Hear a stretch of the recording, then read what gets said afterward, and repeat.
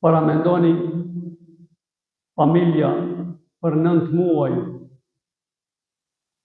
pret, e lutën Zotin Xheleshanuhu edhe me shpresë që në gjirin e tyre familjar të vijë një fëmijë i vogël.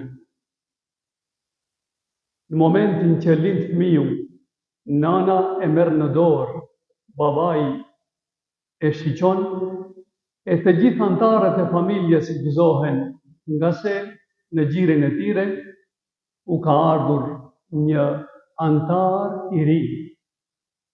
Por lindja e fëmijës të nderuar besimtar nuk sjell një fëmijë në gjirin familjar, një trup në gjirin familjar, por me këtë njeriu i rriten edhe përgjegjësitë respektivisht. Ai është një emanet që ja ka dhënë Allahu Xheleshanuhu në dispozicion familjes. Ai emanet ose ai fëmijë do të rritet, do të fillojë të mendoje, do të kryejë shkollë, do të martohet, edhe në fund të gjitha punët që i ka bërë, do t'jape përgjegjësi përpara Allahut Xheleshanuhu.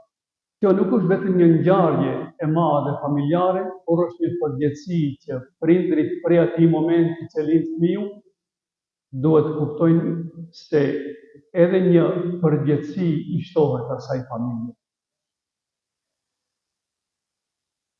Familja duhet të dinë që prej momentit që lind fëmiu, duhet të kujdesen në mënyrë të vazhdueshme që të mbjellin aspekte pozitive të fëmiu.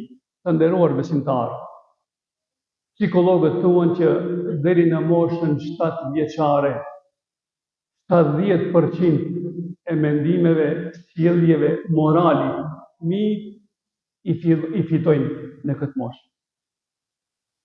E kur kështu është, atëherë ne si prindër duhet t'i hapim sy, e duhet kuptuar se kemi disa obligime madhështore ndaj fëmiut që na ka ardhur në jetën tonë.